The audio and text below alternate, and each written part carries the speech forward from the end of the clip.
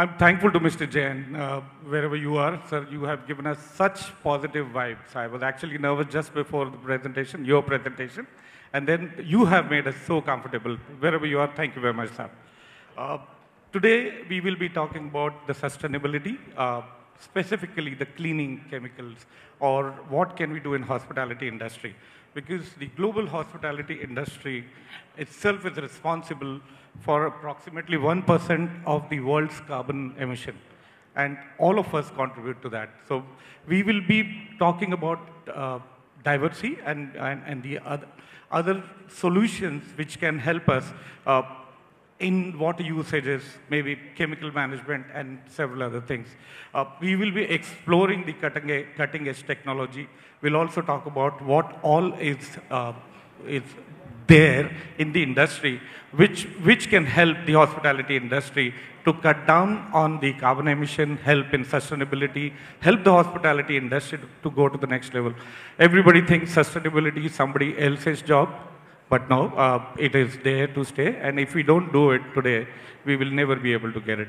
I have a lovely panel sitting here. I'm going to be starting with Ma'am Indira Paul.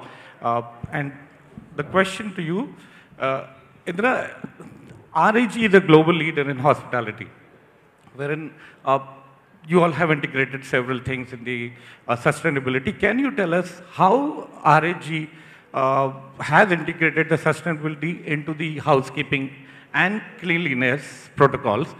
Can you also share some specific examples? Sure. Good evening, everyone, and thank you, Nitin. It's really a pleasure to be here, especially between my industry friends and also some of the seniors I've had the privilege to work with in the past. In terms of the question that Nitin put up, I think most hotel teams, most hotel organizations right now are doing a lot towards sustainability. So what I really wanted to share with you when this topic came up, that as Radisson Hotel Group, what is it that we are doing? I'm here to share a few of the things that I thought we are doing differently from the others. And now I leave it to you to take your takeaways from this. But more than this cleaning, I think to bring in a perspective of cleaning, I would like to share a bigger concept from where this cleaning protocol has come up. To start with, as you know, Radisson Hotel Group has pioneered net zero by 2050. Now, this has been done keeping in, between a scientific approach. It's not like, okay, we will do this, this, and this. There's a complete scientific approach about how to go about this. Out of this 2050, to bring in a shorter vision, we brought it down to 2030, wherein we put in 12 particular steps, which relates to operational efficiencies, which relates to building efficiencies, and the third is renewable efficiencies. Where cleaning protocol comes in and other is in the operational efficiencies. This particularly brings about 3 to 7% in our resource saving. And that is where I think a lot has been done in terms of our low temperature washing. Of course, for that we partner globally with Diversey. We take care of that. We also do a lot of small touch points in our guest rooms, which are sustainable. All these together give us about 7% efficiencies in our cleaning products. So this is something that we have been doing for sustainability. To take it forward and to ensure that how do we make sure that each of our hotels are actually practicing this, we are now certifying this through HSB, which is again validated by WTTC. So everything that we do has a scientific approach. There is a documentation of it, and there's a monthly recording of it. So overall, there's lots to be done, but we're definitely on the right path for it. Yeah, Thank you. I agree, Indira. Most of the times we make SOPs, and we ensure that they go to the departments, but then how do you ensure that it is followed? So it's a great example that there is a monitoring which you all do, and then thankfully, I'm sure you will be having the implementation, and at the end of the maybe a month, you would be evaluating the performance of individual hotels. That's right. So like I mentioned, there's a monthly reporting of the energy savings across our portfolio. Our portfolio, the entire pathway has been done by SDBI, who are actually a scientific target-based institute, which is certified globally. Our products that we are putting into our rooms are all based on, Banyan National. So all of these are recyclable. So there's definitely a very strong path that we have in point, and all we have to do is follow the checklists. And the target looks far away, but we're on the right track. Thank you. Thank you, Indira. Somar, thank you for coming down, and thanks for being here. Somar, for you, the question is a little long. I'm going to be reading it out. World is talking about sustainability in terms of protecting the natural resources, reducing pollution, and eco-friendliness in our day-to-day business activities. At the same time, there is a huge pressure on the cost of operations while people want to embrace best and the latest technology innovations. What is Diversey's approach in this direction to support the customers? Yeah, look, thanks for the opportunity, first of all.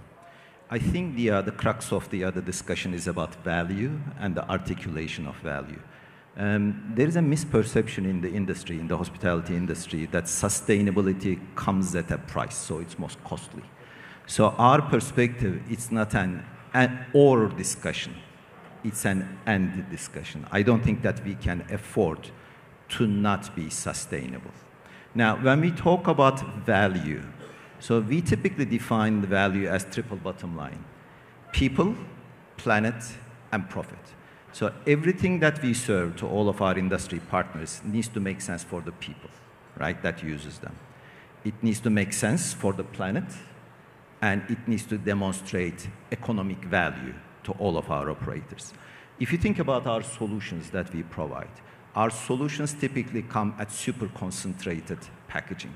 So basically, we use less plastic, we use less water, we try to manufacture as close to customers as possible. So we transport minimum amount of product, and then we create minimum waste. So coming to the articulation of value, we typically don't like to talk about the cost of a product. We like to talk about the cost of a solution, or we like to talk about the total cost of ownership. Because with every product use, there comes a water component, energy component, and waste component, as well as productivity improvement. So when you bundle all of those together, you talk about a major bundle. So this is the front end of sustainability from our end. On the back end, what you don't see actually, so there are a number of nasty chemicals that are used in the cleaning industry, consumer or industrial alike. So nowadays, there is huge talks in the US about a group of chemicals called PFAS. And the other name, or the understandable name for those, is forever chemicals. It's really difficult to clean those. Today, there is no legislation on a global basis. US will be the first country to introduce their legislation, perhaps sometime next year. We are the only operator in our field who made a conscious choice to eliminate all of PFAS from all of our formulations on a global basis, where there is no mandate anywhere. I think this is, going back to that people, planet piece, this is the right thing to do for the people. Or when you take a cleaning product, just turn around the bottle and look at the backside. So you will see a dead fish symbol. Dead fish is not a good thing for the environment. So we've been working extensively to eliminate all of those dead fish symbols from all of our formulations for the last couple of years. So the last piece that we do is we try to be part of, or we lead industry associations to foster sustainability. So we are part of Golden Globe, Green Globe. So we are part of Ecologo, Green Guard. Obviously, we comply with EPA and the other US counterparts, etc. So this is what we do in a nutshell. I have a follow-up question. You take care of larger part of the world. Is there anything which you do differently outside India in this region? You mean, is there anything? Outside India, do you do anything differently which you aren't doing it here? No, no. For me, the way we look India, I mean, I shared it with a few colleagues around the tables. So India is one of the two signature businesses that we have on a global basis. So whatever at the forefront of our innovation or formula change, etc., we try to implement it in India, test it in the market, and be at the forefront of change. So that's have you taken any best practice from India to the world? So many. So many. We have talent. For me, best practice starts with talent export. If you have the right person in the right role, that person creates wonders. We have so many Indian colleagues working out of India, in Europe, in Southeast Asia, and other places right now. Brilliant. Thank you. Jai Hind. I'm proud of it. Brijesh is a friend for last 30 years. When I joined the Taj Group of Hotels as management trainee in materials management department, the first person I met was Brijesh. He was representing the Hindustan Liver then. And then thereafter, they have changed the names of the company several times, but today now it's Diversey and Solonese. Brijesh, I have a question. Now, you take care of South Asia. How has Diversey's eco-friendly products been received in this region? And are there any unique opportunities or challenges you have encountered in promoting sustainability cleaning solutions here? Okay. Thanks BWH for this event and for the invitation. In South Asia, when it comes to South Asia, and specific to answer your question, the whole adoption of sustainable cleaning practices has come of the age. So let me divide the whole South Asia market between India and the other surrounding countries, largely Maldives, Bangladesh, and Sri Lanka. These are the three other important markets in South Asia apart from India. India accounts for 92% of the overall share. So let me talk about more from the India perspective, as probably most of the people would be very keen to understand that. So progressively over years, over a period of last 10 years, we have continuously invested in the innovations across various chemical categories or machines or tools and the processes to ensure that we are able to deliver the sustainable solutions to our customers, and the adoption of those solutions by our customers is very impressive.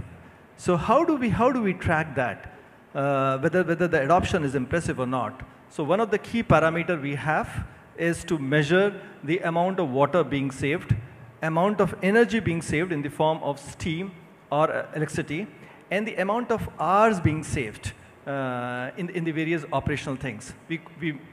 We measure those things through operational efficiency.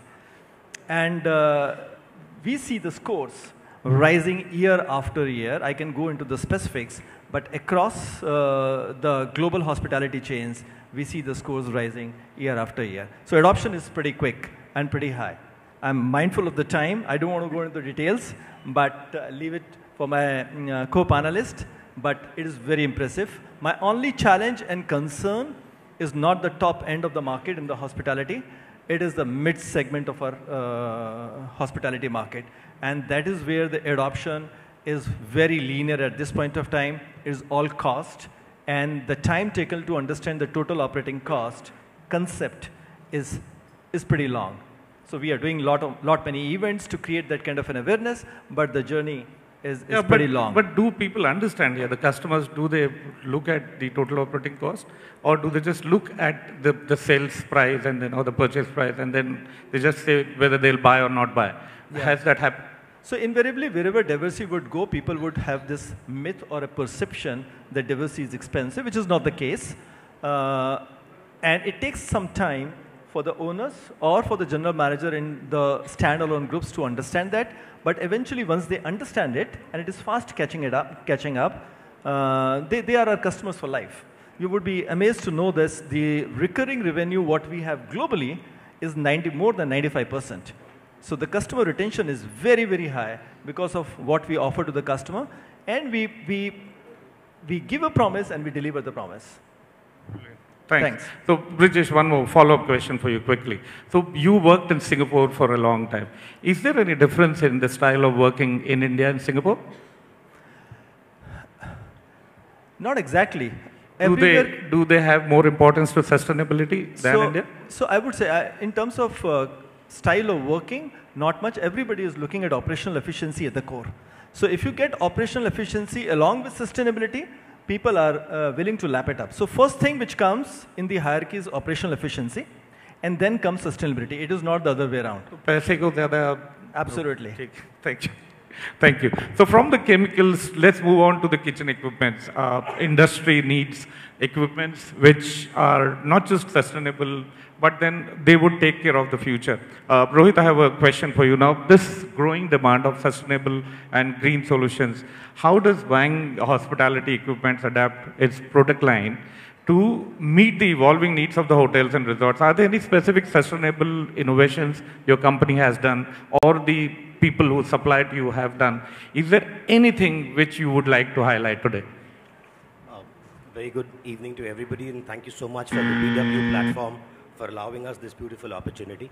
Nitinji, to answer your question, in fact, I'm going to drift a little. I know we've run out of time, but I guess I've got to take some time here.